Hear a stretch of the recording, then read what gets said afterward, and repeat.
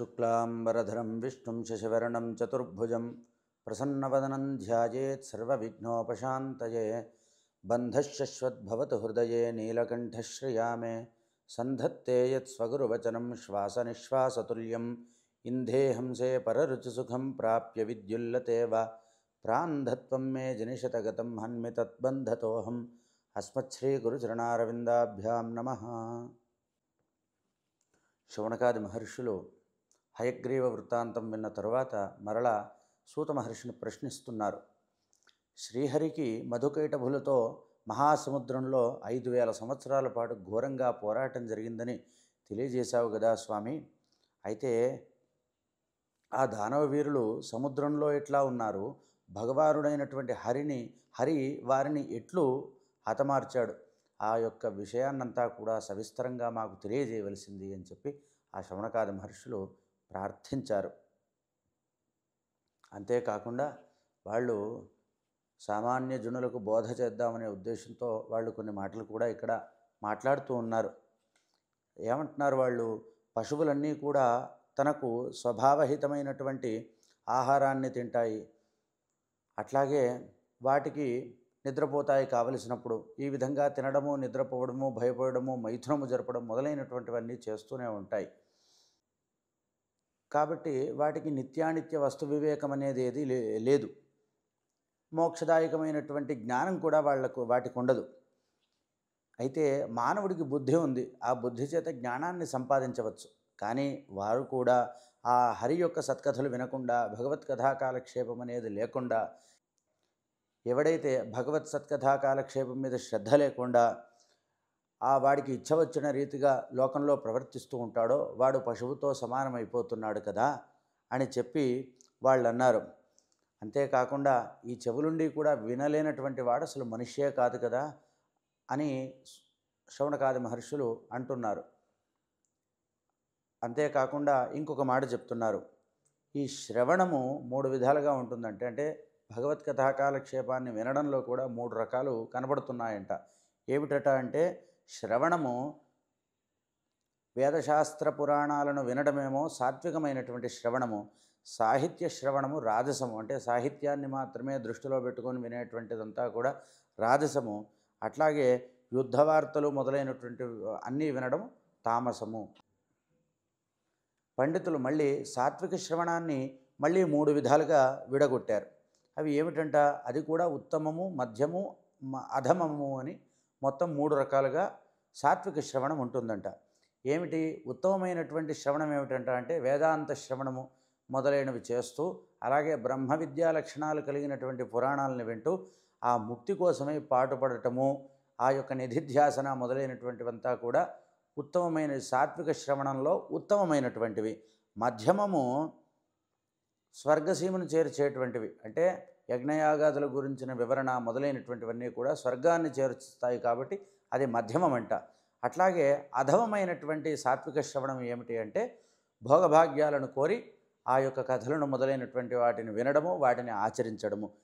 ఇవి అధమ స్థాయికి చెందినవే అయినప్పటికీ సాత్విక శ్రవణములే. ఎందుకంటే ఇందులో ధర్మమే ఉంటుంది. ధర్మం ద్వారానే వాడు భౌతికములైనటువంటి కామ్యములన్నీ నెరవేర్చుకోవాలనే ప్రయత్నం చేస్తున్నాడు తప్ప అధర్మం వైపుకు వెళ్ళటం లేదు. కనుక ఇది కూడా ఒప్పుకోదగినటువంటి శ్రవణంలో ఒకటి అని శౌనకాది మహర్షులు అంటూ ఉన్నారు.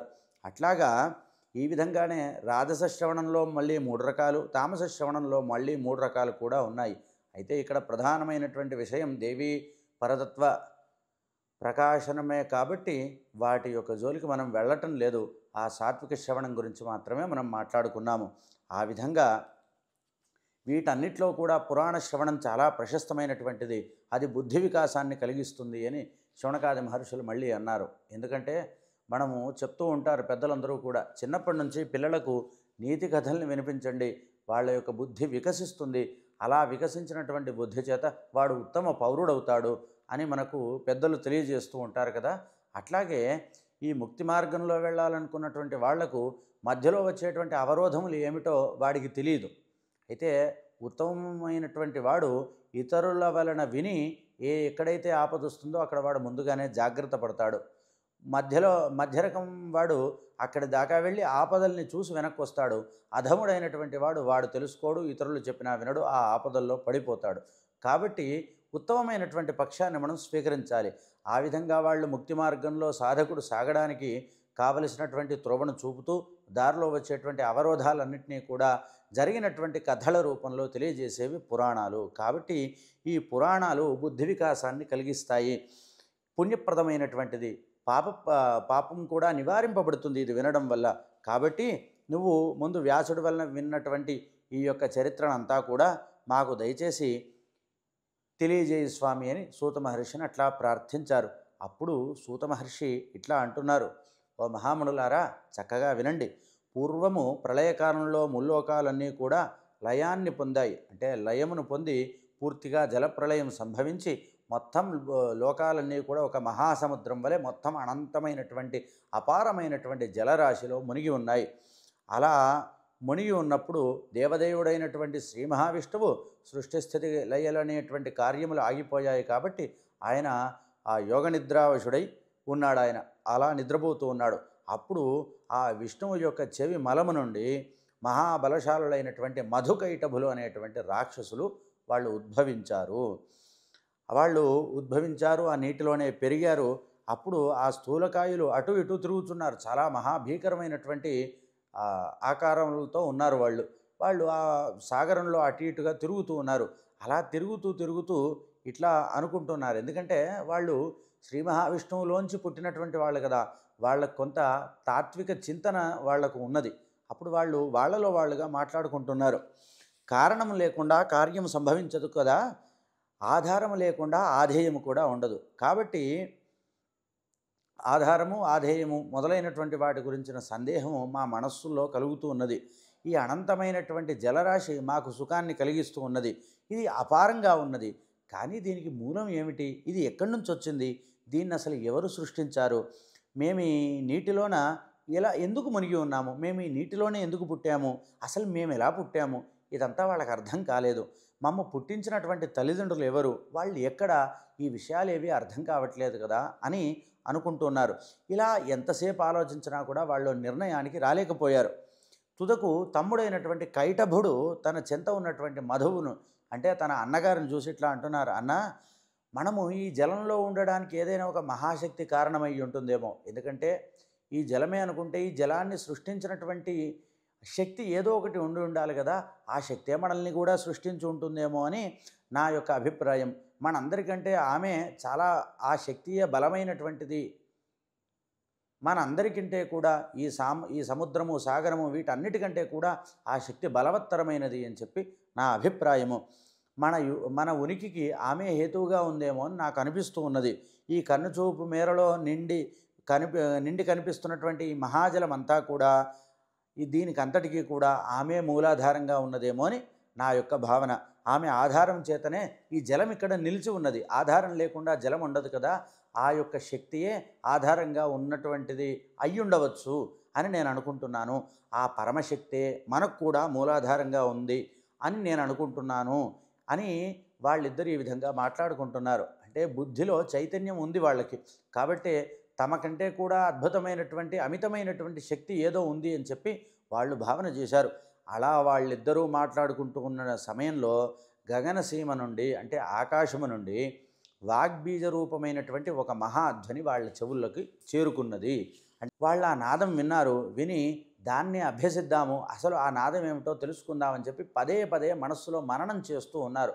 అలా మననం చేస్తూ ఉండగా వాళ్లకు ఆకాశంలో తళుక్కుమనేటువంటి ఒక మెరుపు కనిపించి మాయమైపోయింది.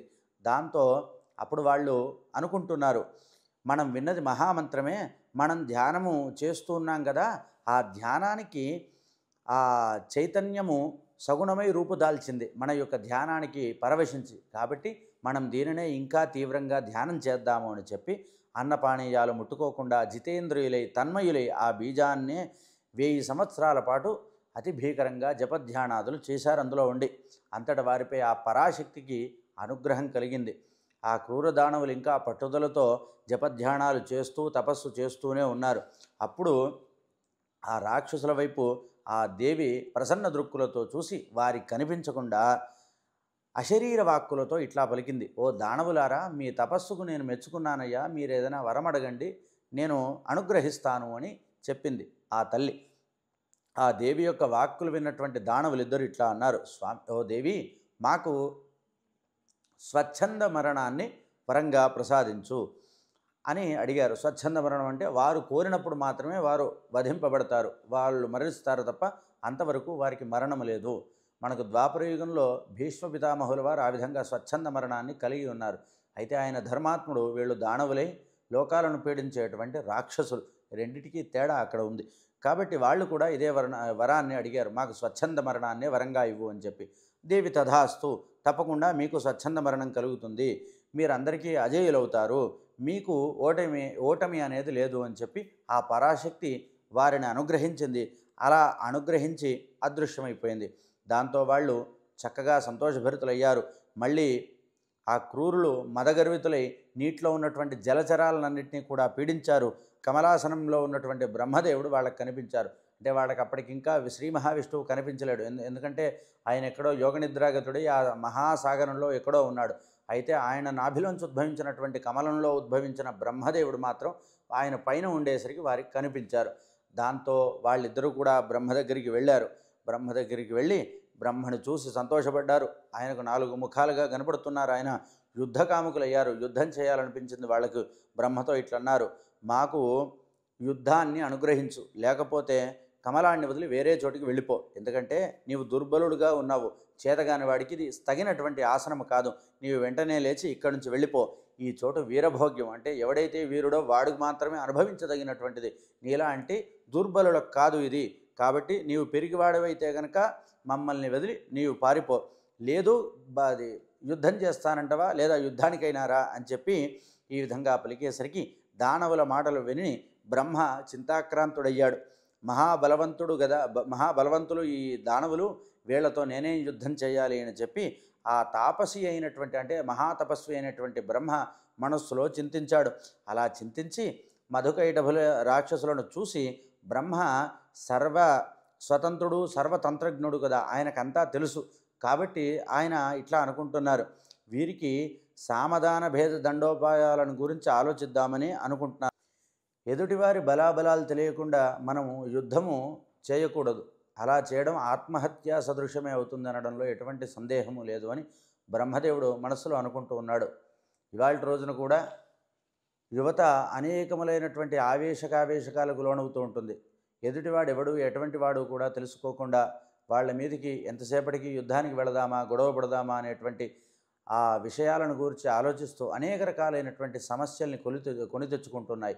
దానికి కారణం వివేకము, బుద్ధి సరిగ్గా లేకపోవడమే, ఆ వివేకంతో ఆలోచించేటువంటి శక్తి లేకపోవడమే. ఆ వివేకము మనదైనటువంటి ధర్మాన్ని గురించి తెలుసుకున్నప్పుడు తప్పకుండా కలుగుతుంది. ఎందుకంటే బ్రహ్మదేవుడంతటి వాడు ఆయన ఈ విధంగా అనుకుంటున్నాడు, వాళ్ళ యొక్క బలాబలాలు తెలియకుండా మనం తొందరపడకూడదు అని చెప్పి. ఇక సామాన్యులమైనటువంటి మనము ఏ విధంగా ఉండాలో మనం ఈ పురాణాలను చూసి ఎంతో తెలుసుకోవచ్చు. కాబట్టి బ్రహ్మ ఈ విధంగా అంటున్నారు, ఒకవేళ వీళ్లతో నేను యుద్ధం చేస్తే నా చేతగానితనాన్ని నేనే బయట పెట్టుకుంటున్నట్లుగా అయిపోతుంది. కాబట్టి వీళ్ళ మీద సామధాన భేద దండోపాయాలు ఏవి నా ద్వారా పనిచేయవు. కాబట్టి ఇక ఏం చేసినా కూడా నా యొక్క పిత ఆ జగత్పతి అయినటువంటి శ్రీ మహావిష్ణువే చేయాలి, నాకు ఆయనే గతి అని చెప్పి బ్రహ్మ వేగంగా శోకనాశకుడు అట్లాగే సర్వము తానే అయినటువంటి శ్రీ మహావిష్ణువు దగ్గరికి వెళ్ళారు. ఆయన్ని శరణు పొందాడు, హరిని స్తుతించాడు. దీననాథ శ్రీహరి మాధవ ఆర్తత్రాణపరాయణ జగత్పతి స్వామి ఎక్కడున్నావు అని అంటూ చూసేసరికి ఆయన చక్కగా యోగనిద్రాగతుడై ఉన్నాడు. అప్పుడు మళ్ళీ స్తోత్రం చేస్తున్నారు, ఓ విశ్వాధార శంఖచక్ర గదాపద్మములు ధరించినవాడా మేలుకోవయ్యా, ఓ సర్వజ్ఞ లోకేశ సర్వశక్తి సమన్విత, ఓ శోకనాశక దీన పరిపాలక లేవయ్యా, ఓ విశ్వంభర మేలుకో, నీవు అఖిలాధారుడు అంటావు కదా, ఇదంతయు నీకు తెలియడం లేదా, వాళ్ళు నన్ను సంహరిద్దామని వస్తున్నారయ్యా, ఓ మహావిష్ణు నేను శరణార్థనయ్యా, దీనుణ్ణి దుఃఖితుణ్ణి, నన్ను ఉపేక్షిస్తే ఇక మీద నువ్వు స్థితికారకుడివి అందరినీ పాలిస్తావు అనేటువంటి బిరుదం నీకు ఎక్కడుంటుందయ్యా, దాన్ని నీవు పోగొట్టుకున్న వాడివి అవుతావు, కాబట్టి దయచేసి నీవు వెంటనే లేవవయ్యా అని చెప్పి అనేక రీతులుగా బ్రహ్మదేవుడు ప్రార్థన చేశారు. అయినప్పటికీ ఆ శ్రీ మహావిష్ణువు యోగ నిద్రావశుడై ఉండడం చేత అసలు మేల్కొనలేదు. అప్పుడు బ్రహ్మ మళ్ళీ తనలో తానుగా ఇట్లా అనుకుంటున్నాడు, ఈ హరి ఆ మహాశక్తికి లోబడి ఉండడం చేత యోగ నిద్రకు వశుడైపోయాడు కనుకనే ఈ ధర్మాత్ముడిని ఎంత లేపినా కూడా లేవటం లేదు. ఇప్పుడు నేనేం చేయాలి? ఎందుకంటే ఈ రాక్షసులేమో నా కోసమే వస్తున్నారు. ఇప్పుడు నేనేం చేయాలి? ఎక్కడికి వెళ్ళాలి? నాకు అభయమొసగేటువంటి ప్రభు ఇంకెవడూ లేడా అని బ్రహ్మ తనలో తాను ఇట్లా అంటున్నాడు అని ఇక చివరికి ఒక నిశ్చయానికి వచ్చాడు. ఏకాగ్ర చిత్తంతో యోగమాయాదేవిని నేను సంతోషపరుస్తాను. ఎందుకంటే ఏ విశ్వశక్తి యొక్క మూలము చేత హరి అచేతనుడై కదలకుండా ఉండిపోయాడో ఆ శక్తియే నన్ను బ్రోస్తుంది. ఇంకా అందులో సందేహం ఏమీ లేదు. ఆమె మాత్రమే, ఆ యోగశక్తియే నన్ను రక్షించడానికి సమర్థురాలు అని చెప్పి బ్రహ్మదేవుడు అనుకున్నాడు. నిద్ర ఈయన వశంలో లేదు, ఈయనే నిద్రావశుడైపోయాడు. అది మామూలు నిద్ర కాదు, యోగ నిద్రావశుడైపోయాడు. కాబట్టి మా పతి అంటే మా తండ్రి అయినటువంటి ఆ హరికి యోగ నిద్ర స్వామిని అయి ఉన్నది. అంటే ఇప్పుడు మా హరికి యోగ నిద్రనే యజమానురాలు. కాబట్టి ఆ యొక్క యోగమాయాదేవినే నేను ధ్యానిస్తాను, ఆవిడే నన్ను కాపాడుతుంది అని చెప్పి, ఆవిడే అయితే హరినైనా లేపుతుంది, లేదా ఆవిడే వచ్చి ఈ దానవులతో పోరు సలుపుతుంది, అందులో సందేహమేమీ లేదు అని చెప్పి ఆయన పద్మాసనుడైనటువంటి బ్రహ్మదేవుడు ఈ విధంగా యోగనిద్రను యోగమాయాదేవిని స్తోత్రం చేయడం మొదలుపెట్టారు. ఏమంటున్నారు ఆయన? కోవేదతే జనని మోహ విలాసలీలాం మూఢోస్మ్యహం హరిరజం వివశశ్చ శయతే ఈదృక్తయా సకలభూత మనోనివాసే విద్వత్తమే విబుధకోటిషు నిర్గుణాయా అని స్తోత్రం చేశారు. ఓ దేవి, నీవే ఈ జగాలన్నిటికీ కూడా కన్నతల్లివమ్మ. వేదములు ఈ విధంగానే నీ గురించి చెప్తున్నాయి. ఈ అన్ని లోకాలని సృష్టించినటువంటి కన్నతల్లివి నీవే అని వేదములు పలుకుతున్నాయి. ఎల్లలోకాలకి కూడా పరమ వివేకంతో పరిపాలించేటువంటి పురుషోత్తముడే ఇవాళ నీ ప్రభావం చేత నిద్రావశుడయ్యాడమ్మా. ఇక నీ యొక్క మోహన విలాస లీలను ఎవరు తెలుసుకోగలుగుతాడు? ఇక అందులో నేను పరమమూర్ఖుడను, అంటే నేను అసలు తెలివే లేనటువంటి వాడను. సకల భూత హృదయాలలో నిండి ఉన్నటువంటి చైతన్య జ్యోతివి కూడా నీవే అమ్మా. నీవు చైతన్య జ్యోతిస్రవంతివి, జగన్నాటక సూత్రధారివి. నేడు విష్ణువు నీ మూలంగా చైతన్యం లేకుండా పడి ఉన్నాడు. అంటే చైతన్యాన్ని ప్రసాదించేటువంటి చైతన్య శక్తివి నీవే కదా. అటువంటి నీవే శ్రీహరిలోంచి ఆ చైతన్యాన్నంతా తీసేసుకున్నావా తల్లి? ఆయన చైతన్యం లేకుండా అట్లాగా పడి ఉన్నాడు. ఓ దేవి, నిన్ను మునులు సదా సంధ్యాదేవతగా మూడు పూటలా కూడా నిన్ను ఉపాసిస్తూ ఉంటారు, నిన్నే ధ్యానిస్తూ ఉంటారు. కనుక నీ విజ్ఞాన వినోద లీలలు అనంతములు. కాబట్టి ఓ వేదమాత, నీవు వేదవేదులకు కూడా తెలియరావు. నీ యొక్క తత్వాన్ని వేదాంతవేత్తలు కూడా పూర్తిగా తెలుసుకోలేరు. ఆ వేదములు సకలార్థాలను వెల్లడిస్తాయి, అందులో సందేహమేమీ లేదు. కానీ నీ తత్వాన్ని మాత్రం వేదములు కూడా వెల్లడించలేవు. అంటే నీ యొక్క అనంతత్వం అంతలా ఉన్నది తల్లి. ఆ వైకుంఠుడు, కైలాసవాసి దేవతలు, నా కుమారులైనటువంటి ముడులు, మేమందరము కూడా నీ యొక్క మహోజ్వలమైనటువంటి మహిమను అర్థం చేసుకోలేము. అటువంటి గొప్పదానవు తల్లి. ఎల్ల లోకాలకే నీ మహిమ అందరానిదమ్మా ఓ పరాదేవత. యజ్ఞముల యందు స్వాహా శబ్దంతో హవిస్సును తీసుకునేది నీవే, దేవతలకు అందిస్తున్నది కూడా నీవే. అంటే దేవతల యొక్క జీవితాలన్నీ కూడా, బ్రతుకు తెరువులన్నీ కూడా నీ చేతిలోనే ఉన్నాయమ్మా. ఓ యోగమాయాదేవి, నేను నిన్ను స్తోత్రం చేస్తున్నాను. ఓ తల్లి, మునుపటి కల్పాల్లో నీవు నన్ను ఎన్నోసార్లు కాపాడావు. ఇప్పుడు ఈ క్రూర దానవులను చూస్తుండగానే నా గుండె జలధరిస్తోంది తల్లి. కాబట్టి నన్ను కాపాడు, నేను నిన్నే శరణు వేడుతున్నాను, నన్ను బ్రోవమ్మా అని. ఈ సమయంలో హరి నా మొర వినట్లేదు. ఇక నీ నిద్రాశక్తికి హరి నేడు పరతంత్రుడయ్యాడు. ఎందుకంటే ఆయన సర్వతంత్ర స్వతంత్రుడు కదమ్మా. అటువంటి హరి కూడా ఇవాళ రోజున పరతంత్రుడయ్యాడంటే అది నీ మహిమే తప్ప వేరే కాదు తల్లి. మహాప్రభావమైనటువంటి పరాశక్తివి నీవే కదా. నీ సంకల్ప మాత్రం చేతనే లోకాలన్నీ కూడా పుడుతున్నాయి, పెరుగుతున్నాయి, నశిస్తూ ఉన్నాయి. మునుపటి సృష్టి ప్రారంభ కాలంలో ఈ మహావిష్ణువును నీవే సృష్టించావు. లోకరక్షణకై నీ యొక్క విమలమైనటువంటి సాత్విక శక్తిని ఆయనలో ప్రవేశపెట్టావు. కాబట్టి ఇప్పుడు నీవే ఆయన్ని నిద్రలేపి నన్ను రక్షించాలి. ఎందుకంటే నన్ను కూడా నీవే పుట్టించావమ్మా. నన్ను నలుగురిలో నగుబాటు చేద్దామనుకుంటున్నావా? కొడుకు నన్ను నవ్వుల పాలైతే అది తల్లికి మాత్రం తలవంపులుగా ఉండదా తల్లి? కాబట్టి నీవు నన్ను రక్షింపు. నీవు స్వతంత్రించి సృజించి ఆనందించేదానివి కాబట్టి తుదకు నీ యందే లయం కూడా చేసుకుంటున్నావు కదా సకల లోకాలను. అప్పుడు ఒకవేళ నువ్వే నా చావునేమైనా కోరుకుంటున్నావా? అట్లాగైతే అది అట్లాగే కానివ్వు. ఎందుకంటే నీవే వధిస్తే గనక ఇంక మళ్ళీ నాకు పుట్టుక లేదు. ఎందుకంటే పూర్తిగా నీలో నేను ఐక్యమైపోతాను కదా! అది కూడా నాకు సంతోషమే. కాబట్టి నీ చేతనే నేను సృష్టికర్తగా ప్రకటింపబడ్డాను. ఇవాల్టి రోజున నాకు మరణమే రాసుంటే గనక అది నీ చేతుల మీదుగా నన్ను జరగనివ్వు. కాబట్టి ఈ దానవుడి చేతిలో చనిపోయేటువంటి అగత్యాన్ని నాకు రానివ్వకు. ఎందుకంటే ఈ నా చేత సృష్టింపబడినటువంటి బ్రహ్మ సృష్టికర్త ఒక దానవుడి చేతిలో మరణించాడంటే అది ఆ అపకీర్తి నీకే తప్ప నాకు కాదు తల్లి. కాబట్టి నీకు అది కలగకుండా ఉండాలి. నీవు వెంటనే లే, భీకరమూర్తివిక, నీకు ఇష్టమైనచో ఆ రాక్షసులతో నీవు యుద్ధం చేయి, లేదా నన్ను కాపాడు. నువ్వు వాళ్ళతో యుద్ధం చేయాలనేటువంటి నియమం ఏమీ లేదు. నన్ను కాపాడినా సరిపోతుంది. లేదా ఆ హరిని నిద్ర నుంచి మేల్కొలుపు. అప్పుడు ఆ హరి నా యొక్క తండ్రి యుద్ధం చేసి నన్ను కాపాడుతాడు. ఈ సర్వకార్యాలను నీవు మాత్రమే చేయగలుగుతావు. అంటే ఇక్కడ పూర్తిగా ఆయన చేతుల్లో ఏమీ లేదని బ్రహ్మదేవుడు చెప్తున్నాడు. ఆయనను కాపాడాలన్నా ఆవిడే, లేదా వాళ్ళతో యుద్ధం చేయాలన్నా ఆవిడే, హరి నిద్రలేచి వాళ్ళను చంపాలన్నా కూడా ఆవిడే గతి. కాబట్టి ఏ చేసినా నీవే చేయి తల్లి అని చెప్పి యోగమాయాదేవిని అనేక విధాలుగా బ్రహ్మదేవుడు ప్రార్థించాడు. అప్పుడు నారాయణుడి యొక్క దేహము నుండి వెళ్ళి ఆయన ముందట ఆ యోగమాయాదేవి నించుంది. అట్లాగా పరాదేవత అయినటువంటి యోగనిద్ర ఆ రాక్షసుల యొక్క నాశనం కోసమై అతుల తేజోనిధి అయినటువంటి విష్ణువు యొక్క దేహ అవయవముల నుండి బయటికి వచ్చింది. అప్పుడు జనార్దనుడికి కొద్దిగా స్ఫూర్తి కలిగి శరీరాన్ని మెల్లిగా కదిలించాడు స్వామి. అది చూసి బ్రహ్మ పరమానంద భరితుడయ్యాడు.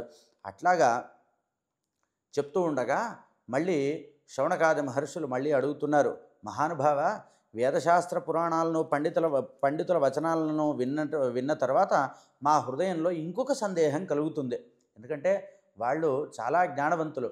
ఈ విధంగా శ్రీ మహావిష్ణువే పరదేవతగా చాలా కాలంగా వాళ్ళందరికీ తెలుసు. ఆయన కూడా ఉపాసించేటువంటి పరాశక్తి ఉందని వాళ్ళకి ఇప్పుడిప్పుడే అర్థమవుతోంది. కాబట్టి అంటే ఇంకొక మాట కూడా ఉంది, వాళ్లకు అర్థం కానిది ఏదైనా ఉందా అంటే అది కూడా లేదు. కానీ సామాన్యమైనటువంటి జనులకు బాగా అర్థం కావడానికి మరల ఆ ప్రశ్నల పరంపర వారు కురిపిస్తూ సామాన్యులకు అర్థమయ్యేటువంటి రీతిలో సూత మహర్షి దగ్గర నుండి ఆ సమాధానాలన్నీ కూడా రాబడుతున్నారు వాళ్ళు. ఆ విధంగా శౌనకాది మహర్షులు అంటున్నారు, స్వామి, నాకు తెలిసి బ్రహ్మ విష్ణు మహేశ్వరులు ముగ్గురే కూడా సనాతనమైనటువంటి దేవతలు, అంటే వాళ్ళే శాశ్వతులు, అందులో సందేహం ఏమీ లేదు కదా అని అంటూ ఈ బ్రహ్మాండముల యందు వీరిని మించినది ఏదీ కూడా లేదని మా నిశ్చయం. అంటే వాళ్ళకి అదే రూఢంగా తెలిసింది. ఆ పరాశక్తి గురించి వాళ్ళకు కూడా ఇంకా పూర్తిగా తెలియదు, జ్ఞానవంతులే. కానీ ఆ యొక్క దేవి తత్వాన్ని వేదములే చెప్పలేనప్పుడు ఇక వీళ్లకు కూడా తెలుస్తుంది అనుకోవడం అది సందేహమే కలుగుతుంది. పూర్తిగా తెలుసుకున్నవాడు ఎవడూ లేడు అందులో ఎటువంటి సందేహము లేదు. కాబట్టి పూర్వం ఒకటే సద్రూపంగా ఉండేదని మాత్రం మాకు తెలుసు. అంటే చైతన్య స్వరూపమైనటువంటి ఒక పరబ్రహ్మ శక్తి ఒకటి ఉండేదని మాత్రం మాకు తెలుసు. అదే ముగ్గురు దేవతలుగా మారింది. అందులో ముగ్గురు కూడా సత్వరజస్తమో గుణాలను ఆశ్రయించారు. వారే బ్రహ్మ హరిహరులు, సకల కార్యకారణ దక్షులు. ఆ ముగ్గురులో శ్రీ విష్ణు భగవానుడు శ్రేష్ఠుడు అని లోకాలన్నీ కూడా కీర్తిస్తూ ఉన్నాయి. అతడు ఆదిదేవుడు, పురుషోత్తముడు, మాధవుడు, జగన్నాథుడు, కార్యదక్షుడు అని పేరు పొందాడు కదా. ఆ మహా తేజస్వి అయినటువంటి హరి ఎదుట నిలబడి ఎవడూ కూడా యుద్ధాన్ని సాగించలేడు. ఆయన ఎదుట నిలబడేటువంటి ధైర్యం కూడా ఎవడికి లేదు కదా. అంతటి లోకైకనాథుణ్ణి కూడా వివశుణ్ణి చేసి నిద్రపుచ్చినటువంటి యోగమాయాదేవి ఎట్టిది.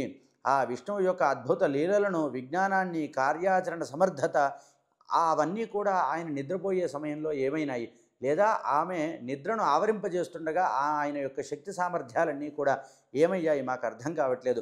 మాకు ఈ విషయంలో సందేహం కలుగుతుంది, వాటి గురించి మాకు వివరించండి అని చెప్పి ఆ శౌనకాది మహర్షులు అడిగారు. అప్పుడు సూత మహర్షి ఇట్లా అంటున్నారు, ఈ ప్రపంచంలో, చరాచర ప్రపంచంలో ఈ సందేహం తీర్చగలవాడు, అంటే మీరు అడిగినటువంటి సందేహము ఏమిటి, ఆ యోగమాయాదేవి ఎట్టిది, ఆమె యొక్క లీలా వైభవం ఎట్టిది, విష్ణువును కూడా వివశుండి చేసినటువంటి ఆమె శక్తి ఎంతటిది అనేటువంటి ప్రశ్నకు సమాధానం ఇచ్చేవాడు ఈ బ్రహ్మాండంలోనే ఒక్కడు కూడా లేడు.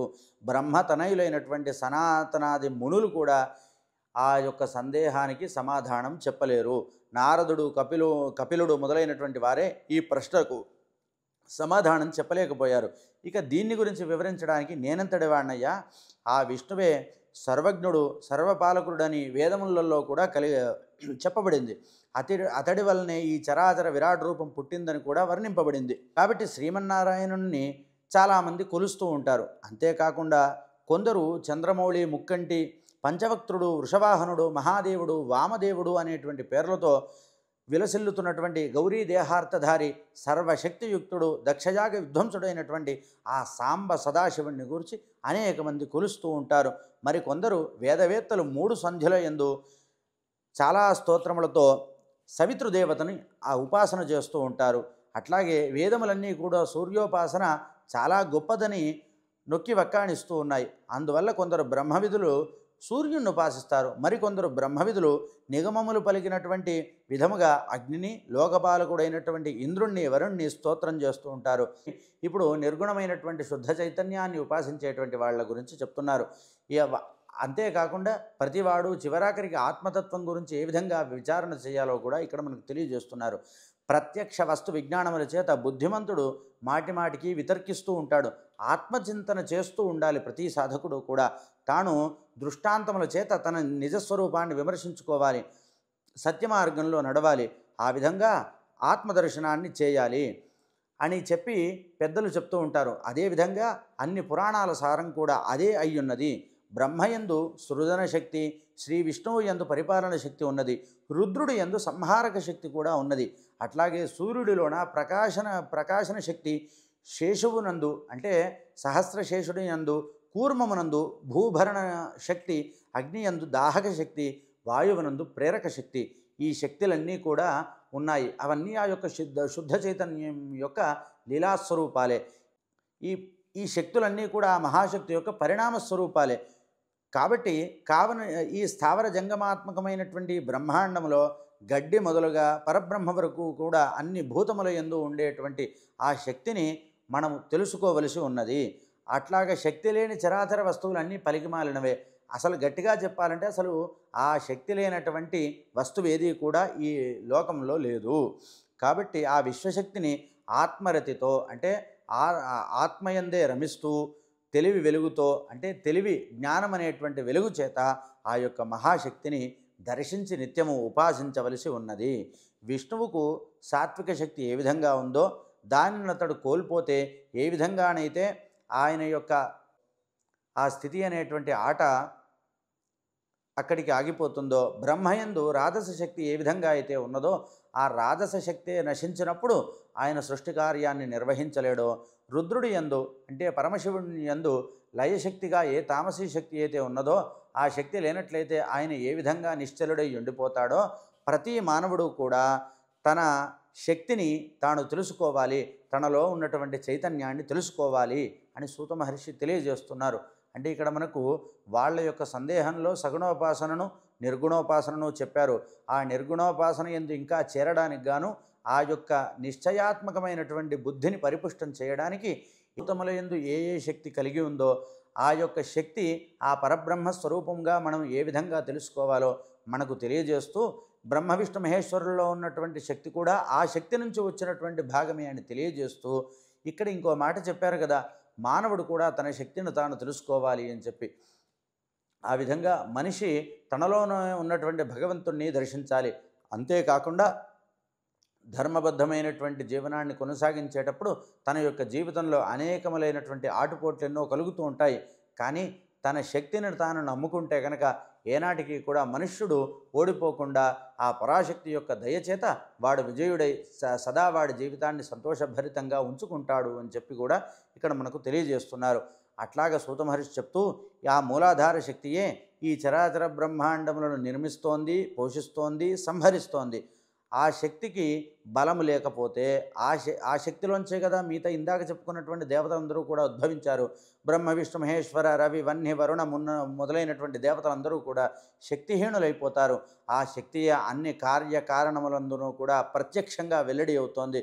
కాబట్టి ఆ యొక్క దేవి యొక్క శక్తిని మనం పూర్తిగా ఎవరమూ తెలుసుకోలేము. బ్రహ్మ విష్ణు మహేశ్వరులు లోపల చక్కగా ఆ పరాశక్తిని పరబ్రహ్మముగా సనాతన పరాత్మిక నిత్యాశక్తిగా ఎప్పుడూ ధ్యానిస్తూ ఉంటారు. కనుక అన్ని తెలిసినటువంటి విద్వాంసులు లేదా ఇవన్నీ మాకు తెలుసు అనుకుంటున్నటువంటి వాళ్ళు కూడా తెలుసుకోదగింది ఆ శక్తి మాత్రమే. ఎందుకంటే రాగవంతులు సగుణ శక్తిని, వైరాగ్య సంపన్నులు నిర్గుణ శక్తిని పూజిస్తూ ఉంటారు. ఆ శక్తియే ధర్మార్థకామాలకు అధిపతి. ధర్మార్థకామ మోక్షాలనిచ్చేటువంటి దేవి ఆవిడే. ఆ దేవిని విధి విధానంలో పూజించాలి, అప్పుడే మన కామ్యాలన్నీ నెరవేరుతాయి అని సూత మహర్షి ఒక గొప్ప మాట చెప్పాడు. అంటే ఆ దేవిని విధి విధానంగా పూజించాలి. ఆగమోక్తంగా పూజా విధానాలు ఏ విధంగా ఉన్నాయో, కామ్యకర్మలకు ఏ విధంగా ఉన్నాయో ఆ విధి విధానాలన్నీ కూడా తెలుసుకొని పూజించాలి.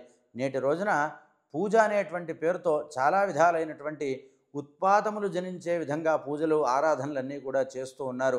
ఎక్కడా చెప్పబడినటువంటివి, ఆగమాల్లో లేనటువంటి దేవతామూర్తుల్ని ప్రతిష్ఠించడము, ఆ ఆగమ దేవతలు కానటువంటి వాళ్ళందరినీ కూడా ఆ పరబ్రహ్మ స్వరూపంగా పూజించడము, అంతేకాకుండా వైదికమైనటువంటి దేవీ దేవతలందరినీ కూడా ఎక్కడ పడితే అక్కడ ప్రతిష్ఠించి సరైనటువంటి విధంగా ఆరాధన లేకుండా కేవలము జుగుప్సాకరములైనటువంటి నాట్యములు మొదలైనటువంటివన్నీ చేయుటకు, అట్లాగే 10 రోజుల పాటు నవరాత్రముల పేర్లతో చాలా విధాలైనటువంటి, అంటే అన్ని చోట్ల జరుగుతుందని కాదు, కానీ 100కి 60% అదే విధంగా చాలా జుగుప్సాకరములైనటువంటి నాట్యములు చేస్తూ రకరకాలైనటువంటి ఆహార పదార్థాలు సేవిస్తూ ఆ ఆనందమే పరమావధిగా దేవీ దేవతల్ని చులకన చేస్తూ ఏదో ఉత్సవములు నిర్వహిస్తున్నామనేటువంటి పేరుతో నిర్వహిస్తున్నారు. ఇవన్నీ కూడా లోక కళ్యాణకరములు కాదు సరికదా, లోకములకు చేటు చేసేట్లుగా తయారవుతున్నాయి. తగిన విధంగా ఆగమోక్త విధానాలతో దేవీ దేవతలకు ఆరాధన జరగనట్లయితే కనుక, లేదా ఆ ఆరాధన జరగకుండా తప్పుడు మార్గాల్లో ఎక్కడైతే ఆరాధన జరుగుతుందో ఆ యొక్క ఫలితము లోక వినాశహేతువైతుంది అనడంలో ఎటువంటి సందేహము లేదు. అందుకని సూత మహర్షి ఆనాడే కలియుగంలో జరిగేటువంటి ఉత్పాతాలన్నింటినీ కూడా గమనించి ఆ మహనీయుడు అక్కడ శౌనకాది మహర్షులకు తెలియజేస్తూ ఉన్నట్లుగా మనకు కూడా హెచ్చరిక చేస్తున్నారు. ఆ దేవిని విధి విధానంలో సగుణ శక్తిని ఆరాధించాలి, అప్పుడే మన కామితార్థాలన్నీ నెరవేరుతాయి. లేకపోతే ఇష్టం వచ్చిన రీతిగా పూజిస్తాము అంటే ఆ కామ్యాలేమీ తీరవు సరికదా, ఉన్నటువంటి కష్టాలు ఎక్కువ అవుతాయి అనడంలో సందేహం లేదు. అందుకని దైవాపరాధములు ఎవరూ చేయకుండా ఉండడం మంచిది. అట్లాగా ఈ విధంగా చేయాలి. కానీ కొందరు ఆ శక్తిని కొద్దిగా ఏదో తెలుసుకున్నట్లుగా భావన పొంది ఆ పరాశక్తిని వాళ్ళు ఏం చేస్తారు, ఇతరులకు మాకంతా తెలుసు అనేటువంటి భ్రమల్లో ముంచి వాళ్లను కూడా తొక్కివేస్తారు. ఇది కూడా ఇవాళ రోజున ఉన్నదే. గురువు అనేటువంటి పేరుకు కూడా అర్థం తెలియనటువంటి పెద్ద మనుషులు మేమే గురువులము అని తెలియజేస్తూ జనాలను చాలా వరకు మోసం చేస్తూ ఉన్నారు. వాళ్ళు కూడా వాళ్ళే గురువులు అని నమ్మి ఆగమోక్తంగా చెప్పబడినటువంటివి ఆగమాల్లో లేనటువంటి దేవతల్ని పూజిస్తూ వాళ్ళు ఉన్న స్థితి నుండి ఇంకా దిగజారిపోతూ ఉన్నారు ఆధ్యాత్మికంగా. కాబట్టి ఈ యొక్క హెచ్చరికను కూడా సూత మహర్షి ఆనాడే చేశారు. ఈ విషయాన్ని కూడా మనం దృష్టిలో పెట్టుకోవలసి ఉన్నది. ఎందుకంటే కొందరు కలిప్రేరితులై పొట్టకూటికై చేయరాని పనులు చేస్తూ తమ శిష్యుల చేత చేయిస్తూ పాషండులవుతున్నారు. అంటే ఆగమంలో చెప్పబడనటువంటి దేవతల్ని ఎవరైతే ఉపాసిస్తారో వాళ్ళు పాషండులవుతారో అనడంలో ఏ విధమైన సందేహము లేదు. అట్లాగా బ్రహ్మ విష్ణు మహేశ్వరులంతటి వాళ్లే ఆ పరాశక్తిని ధ్యానిస్తూ ఉన్నారు కదా. కాబట్టి మనం కూడా అదే విధంగా ఆ పరాశక్తిని ధ్యానించాలి. నిజంగా సకల శాస్త్రాల్లో తెలుసుకోదగినటువంటి ఆ తత్వం ఏదైనా ఉంటే అది ఆ శక్తియే, ఇందులో సందేహం ఏమీ లేదు. దీనిని నేనెట్లా తెలుసుకున్నానంటారా, ఇది నేను శ్రీ వ్యాసమహర్షి వలన, వ్యాసుడు నారదుడి వలన, నారదుడు తన తండ్రి అయినటువంటి బ్రహ్మ వలన, బ్రహ్మ తన తండ్రి అయినటువంటి శ్రీ మహావిష్ణువు వలన తెలుసుకున్నారు. పండితులు ఇతరుల మాటలని వినరాదు, పరంపరగా ఉన్నటువంటి మాటలే వినాలి. ఇక్కడ కూడా అంటే ఇక్కడ మనకు పరంపర చూపించారు. వ్యాసుడి కంటే ముందు నారదుడు, నారదుడి కంటే ముందు బ్రహ్మ కంటే ముందు విష్ణువుకి ఎట్లా వచ్చిందంటే ఆ పరాశక్తియే స్వయంగా బోధించింది ఆవిడ యొక్క తత్వాన్ని. అట్లాగా ఒక పరంపర కలిగినటువంటి గురు మాటనే వినాలి తప్ప, మీకు పోయినసారి దాంట్లో కూడా చెప్పాను, గురుతత్వము పురాణంలో అడుగడుగునా మనకు కనబడుతూనే ఉంటుంది. ఎందుకంటే గురువు లేకుంటే నిష్కృతి లేదు మన జీవితాలకి. గురువే ఆధారమై ఉంటాడు మన ఆధ్యాత్మిక జీవితానికి. మనం ఉత్తమ గతులు పొందాలన్నా గురువుగారే మనకు గతి. కాబట్టి ఇక్కడ ఆ సూత మహర్షి మళ్ళీ చెప్తున్నారు. ఆ విధంగా ఆ పరంపరను తెలియజేసి ఈ విధంగానే పరంపరగా తెలుసుకోవాలి తప్ప ఇష్టారీతిన తెలుసుకోవడానికి వీల్లేదు. ఇట్లా పరంపరగా వస్తేనే ఆ దేవి యొక్క మహాత్యాన్ని తెలుసుకోవడానికి మనకు శక్తి లేదు. చాలా సామాన్యంగా 1% కూడా తెలుసుకోమో తెలియదు. ఇక పరంపర లేకుండా ఎట్లా పడితే ఏది పడితే అది చెప్పేటువంటి వాళ్ళ దగ్గర దేవి యొక్క తత్వం అర్థమవుతుందనుకోవడం చాలా భ్రమ. వాళ్ళ యొక్క సమయం అంతా వ్యర్థమవ్వడమే తప్ప ఇంకేదీ లేదు. కాబట్టి వాళ్ళు అడిగినటువంటి ప్రశ్నకు ఇంతకంటే మించి నేను కూడా సమాధానం చెప్పలేను అని సూత మహర్షి ఇక విష్ణువు మధుకైటభులను ఎట్లాగ సంహరించాడో ఆ యొక్క వృత్తాంతాన్ని చెప్పడం మొదలుపెట్టారు. జగద్గురువు అయినటువంటి విష్ణువు యొక్క దేహంలో ఆ యోగనిద్రాదేవి బయటికి వచ్చేసింది. అప్పుడు ఆ తామసీ శక్తి హరి యొక్క శరీరం నుండి వెళ్ళిపోయి గగనసీమ మీద అంటే ఆకాశంలో మహావైభవంగా వెలుగుతూ ఉన్నది. ఆ హరి మాటిమాటికి ఆవులిస్తూ మేలుకున్నాడు. మహా తేజస్కుడు కదా ఆ శ్రీహరి. ఆయన కోటి సూర్యుల పగిదిగా వెలిగిపోతూ ఉన్నాడు. ఆయన తన ప్రభచేత లోకాలనంతా కూడా ఆ అపార జలరాశినంతా కూడా వెలిగిస్తూ అక్కడ ఉన్నటువంటి బ్రహ్మ దగ్గరికి వచ్చాడు. హే భగవన్, ఓ కమలజ పుత్ర, నీ తపస్సును వదిలి ఇక్కడికి ఎందుకు వచ్చావయ్యా? నీవు భయగ్రస్తుడవై ఉన్నట్లుగా తోస్తోంది, కాబట్టి ఏమిటి విషయము అని శ్రీ మహావిష్ణువు బ్రహ్మదేవుడిని అడిగారు. బ్రహ్మదేవుడు ఇట్లా అంటున్నాడు, స్వామి ఏం చెప్పాలి, నీవేమో యోగనిద్రావశుడవై ఉన్నావు. నీ చెవుల్లో ఉన్నటువంటి మలము నుండి భీకరాకారులైనటువంటి బలవంతులు మధుకైటబులు అనేటువంటి రాక్షసులు పుట్టారు. ఓ జగత్పతి, వారి భయం వలన నేను ఈ విధంగా నీ సన్నిధిని చేరుకున్నాము. నేను భయగ్రస్తుడిని అయిపోయాను, నన్ను త్వరగా కాపాడు అని అనగానే విష్ణువు ఇట్లా అన్నాడు, నీవు ఇక్కడనే ఉండు, నేను వెళ్ళి వాళ్ళ యొక్క అంతు తెలుస్తాను అని చెప్పి, ఆ మూఢులకు ఆయుష్ మూడిందయ్యా, అందుకనే నీ దగ్గరికి వచ్చారు, కాబట్టి నీవు ఇంకేం భయపడొద్దు అని చెప్పి ఆ శ్రీ మహావిష్ణువు చెప్పారు. ఈలోపే ఆ సముద్రంలో నిరాధారులై గర్వితులై మదగర్వంతో విర్రవేగుతున్నటువంటి ఆ దైత్యులు అక్కడికి వచ్చి బ్రహ్మతో ఇట్లన్నారు, ఏమయ్యా, మా నుండి పరిగెత్తి నీవు ఇక్కడికి వచ్చావా, ఇతని దగ్గరికి వచ్చావా, మాతో యుద్ధం చెయ్యి. ఈ పురుషుడు చూస్తూ ఉండగానే, ఆ పురుషుడు ఎవరో వీళ్ళకి ఇంకా తెలియదు, ఈ పురుషుడు చూస్తూ ఉండగానే నేను నిన్ను ఇక్కడే మేమిద్దరము కలిసి మిమ్మల్ని సంహరిస్తాము, ఆ తర్వాత ఈయనను కూడా మేము సంహారం చేస్తాము, ఈయనను కూడా హతమార్చి వేస్తాము, కాబట్టి నీవు వెంటనే మాతో పోరు సల్పు, లేకపోతే నీవు మమ్మల్ని శరణు వేడి నీ యొక్క అంజలిని తల మీద పెట్టుకొని మా యొక్క దాసుడివి కా అని చెప్పి వాళ్ళు అన్నారు. అప్పుడు వారి మాటలు విన్నటువంటి జనార్దనుడు ఇట్లా అంటున్నారు, ఏమయ్యావో దానవులారా, మీకు చేవ ఉంటే కనుక నాతో యుద్ధం చేయండి. మదయుతులైనటువంటి మీ కండకావరాన్ని, అంటే మదంతో కూడినటువంటి బుద్ధితో ఉన్నారు కదా, మీ కావరం అంతా కూడా నేను ఇప్పుడే తీసివేస్తాను, మీకు ఇష్టమైతే నాతో తలబడండి అని అన్నారు. అప్పుడు ఆ శ్రీహరి మాటలు విని వాళ్ళు కోపంతో, మిమ్మల్ని ఇప్పుడే అంతమొందిస్తాం మేమిద్దరము కలిసి, నీకు ఇష్టమైనచో చక్కగా రా యుద్ధానికి అని చెప్పి ఆ నిరాధారమైనటువంటి ఆ మహాజలంలోనే వాళ్ళు యుద్ధాన్ని చేయడం మొదలుపెట్టారు. అట్లాగా ఆ మధువు శ్రీహరితో యుద్ధం చేస్తున్నాడు. వాళ్ళు కొంతకాలము ఆ విధంగా యుద్ధం చేశారు. మధువు అలసిపోయినప్పుడల్లా కైటపడుస్తున్నాడు, మళ్ళీ యుద్ధం చేస్తున్నాడు. శ్రీ మహావిష్ణువు ఆగడం అనేది లేకుండా ఒకరి తర్వాత ఒకరుగా ఈ విధంగా యుద్ధం చేస్తూనే ఉన్నారు. ఈ విధంగా 5000 సంవత్సరాలు గడిచిపోయింది. అంటే ఇక్కడ ఒకటి గుర్తుపెట్టుకోండి, ఇది ఎప్పుడో కృతయుగంలో జరిగినటువంటి కథ. అంతేకాకుండా ఎన్ని కల్పాలకు ముందు జరిగిందో, అప్పుడు భూమి యొక్క పరిస్థితులు ఏమిటో మనకు తెలియదు.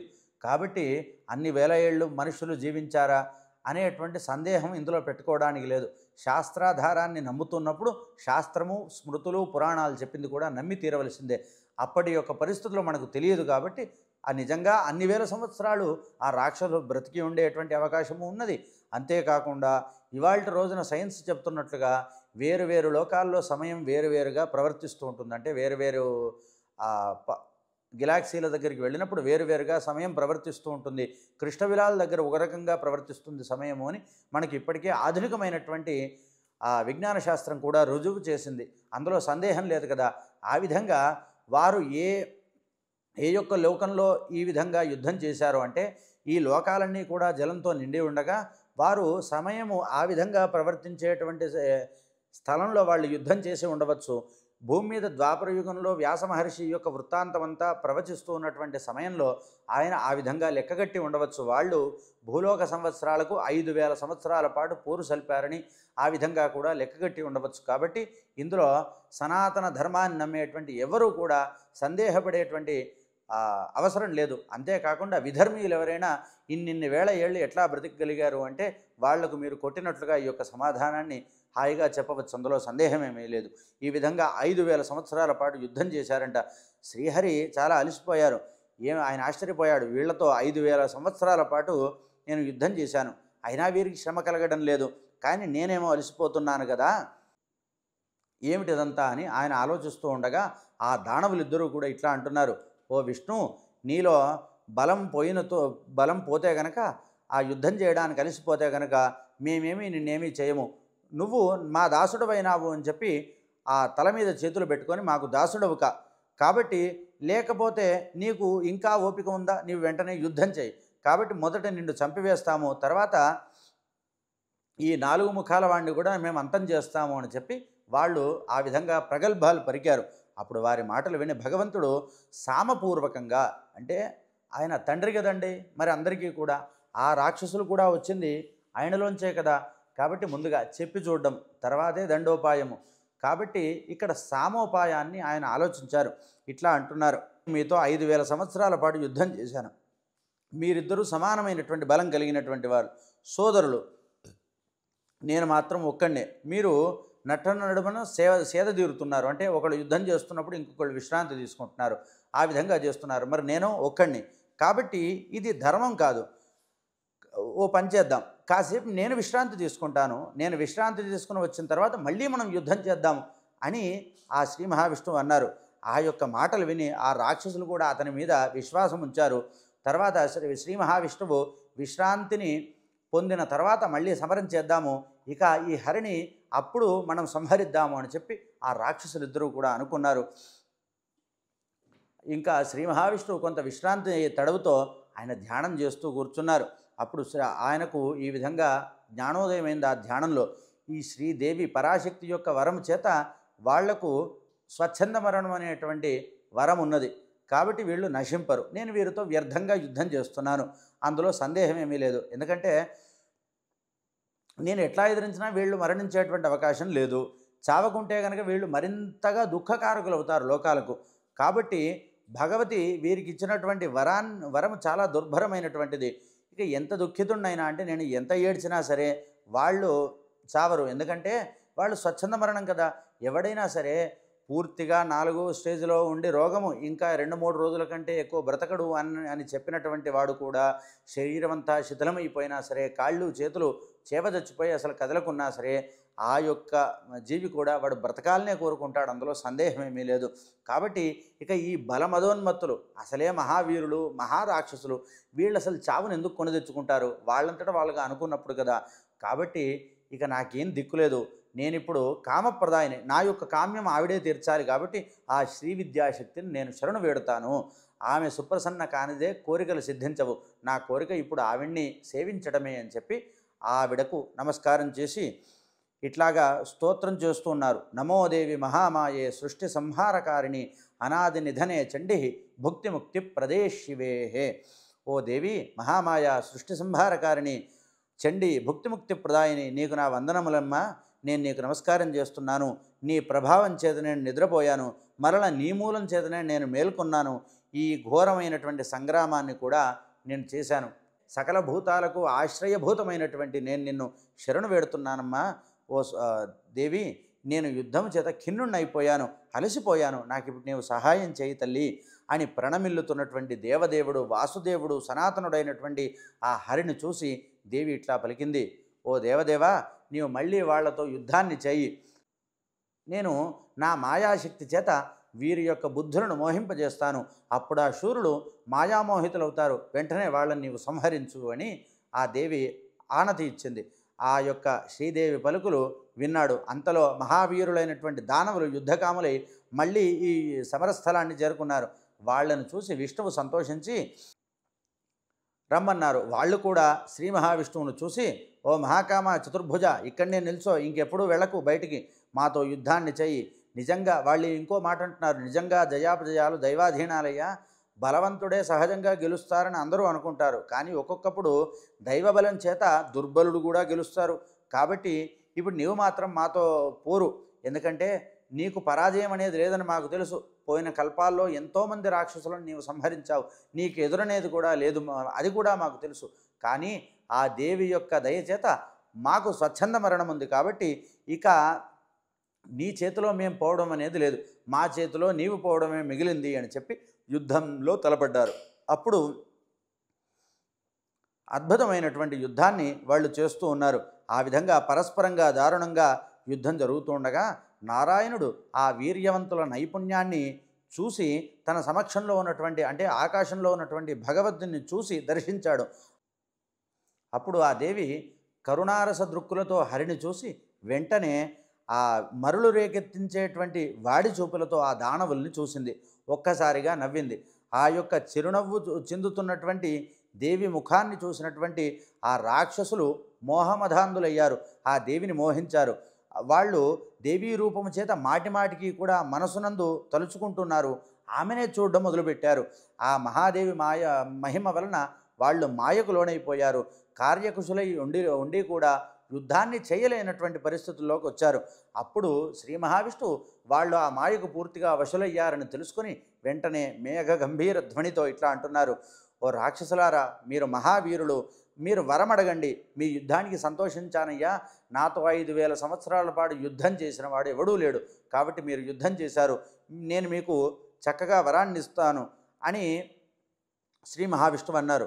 అప్పుడు ఆ జగదానందకారిణి అయినటువంటి ఆ మహామాయ కామపరవశులై చూస్తూ ఉన్నారు కదా, ఇంకా వాళ్ళకు ఒళ్ళు తెలియలేదు. ఇట్లా అంటున్నారు, ఓ హరి, మేమేమి యాచకులం కాదయ్యా, నిన్ను వరం అడగడానికి, నీ దగ్గర వరాన్ని పొందడానికి మేమే మీకు వరం ఇస్తాము, మేమే దాతలము, కోరుకో. నీకు నువ్వు ఏ వరం అడిగినా కూడా మేము తప్పకుండా ఇస్తాము. ఓ ఋషికేశ, నువ్వు ఇంకేం సందేహం పెట్టుకోకు, నీ మనసులో ఉన్నటువంటి కోరిక ఏమిటో కోరుకోవయ్యా అని అడిగారు. అంటే మాయకు లోనైనటువంటి వాడికి దైవము తెలియదు, పెద్దవాళ్ళు తెలియదు, ఏదీ తెలియదు. వాడి మనస్సుకి వాడి నోటికి ఎంత వస్తే అంత మాట్లాడతారో అనడానికి ఇది ఒక నిదర్శనం. తర్వాత వాళ్ళు ఎటువంటి నష్టాన్ని పొందుతారో కూడా ఇక్కడే మనం చూడవచ్చు. అప్పుడు శ్రీ మహావిష్ణువు అన్నారు, అయితే మీరు నా ఎడల ప్రసన్నులై ఉన్నారు కదా, అయితే ఒక పని చేయండి, నా చేతిలో మీరు చంపబడాలి, అదే నా కోరిక అని వాళ్ళు పలికారు. వెంటనే ఒక్కసారిగా వాళ్ళు విస్మితులైపోయారు. వాళ్ళ యొక్క మాయ వాళ్లకు, అంటే వాళ్ళు మాయ చేత వంచింపబడ్డారనేటువంటి విషయము వాళ్ళు తెలుసుకున్నారు. శోకంతో వ్యాకులచిత్తులయ్యారు. ఇక ఏం చేస్తాము, ఎప్పటికైనా మన చావు తప్పేలా లేదు అని అనుకున్నారు. అప్పుడు చుట్టూ చూశారు, అంతా నీళ్లే కనపడుతున్నాయి, నేల మాత్రం ఎక్కడా లేదు. కాబట్టి అది చూసి ఆ రాక్షసులు ఇట్లా అంటున్నారు, ఓ దేవా జనార్దన, మొదట నీవు కూడా అన్నావు కదా మాకు వరమిస్తానని చెప్పి, కాబట్టి నీవు కూడా మాకు ఒక వరం ఇవ్వాలి, నీరు లేనటువంటి చోట మమ్మల్ని వధింపు అని అన్నారు. అప్పుడు మేము వధ్యులం అవుతాము. ఆ రీతిగా చేసి నీవు వరం ఇస్తానన్నావు కదా, నీ యొక్క సత్య ప్రతిజ్ఞను కూడా నీవు నిలబెట్టుకో అని చెప్పి వాళ్ళు పలికారు. అప్పుడు ఆ శ్రీ మహావిష్ణువు తన చక్రమును మదిలో తలుచుకున్నాడు. నవ్వుచూ ఇట్లా అన్నాడు, ఓ మహాభాగులారా, నీరు లేని చోటనే మిమ్మల్ని వధిస్తాను, ఇలా రండి అని చెప్పి ఆ దేవదేవుడు తన యొక్క తొడ భాగాన్ని మహాపరిమాణంగా పెంచివేశారు ఆయన. ఇప్పుడు నా తొడల మీద మీ తలలు పెట్టండి, ఇప్పుడు నేను మిమ్మల్ని వధిస్తాను అని అన్నారు. అప్పుడు నేను కూడా సత్యప్రతిజ్ఞుడిని అవుతాను కదా అని శ్రీ మహావిష్ణువు అనగానే ఆ మనస్సులో ఆలోచించి ఆ యొక్క రాక్షసులు తమ యొక్క శరీరాల్ని 1000 యోజనాల మేర విస్తరించారు. ఇప్పుడు మేము ఎక్కడ పడతాము అని అడిగారు. అప్పుడు శ్రీ మహావిష్ణువు కూడా దానికి రెండింతలుగా తన శరీరాన్ని పెంచారు. ఇక వాళ్ళ మరణం సిద్ధ నిశ్చయం అని చెప్పి వాళ్ళకు తెలిసిపోయింది. అప్పుడు ఆ యొక్క తొడల మీద వాళ్ళ యొక్క తలల్ని ఉంచారు. ఆ శ్రీ మహావిష్ణువు తన చక్రాయుధం చేత వాళ్ళ యొక్క తలలను త్రెంచివేశారు. ఇట్లాగా మధుకైటవులు ప్రాణాలను కోల్పోయారు. ఓ మహామునులారా, ఈ ప్రకారంగా మీరు అడిగిందంతా కూడా నేను వివరించాను కనుక బుధులు అంటే పండితులు నిరంతరము కూడా శ్రీ మహామాయా రూపమైనటువంటి శ్రీ విద్యను ఉపాసించవలసి ఉన్నది. సకల సురాసురులందరూ కూడా ఆ కళ్యాణ శక్తినే సమారాధన చేయాలి. ఇంతకు మించిన భాగ్యము ఈ ముల్లోకాల్లో ఇంకేదీ కూడా లేదు. కనుక సగుణ నిర్గుణాత్మకమైనటువంటి ఆ పరాశక్తియే అందరికీ కూడా ఆరాధనీయమైనటువంటిది అని సకల వేదశాస్త్రాలన్నీ కూడా ప్రవచిస్తున్నాయి అని చెప్పి, ఇది చాలా ముమ్మాటికి నిజమైనటువంటిది, సత్యమైనటువంటిది అని చెప్పి సూత మహర్షి శౌనకాది మహర్షులకు తెలియజేశారు. స్వస్తి.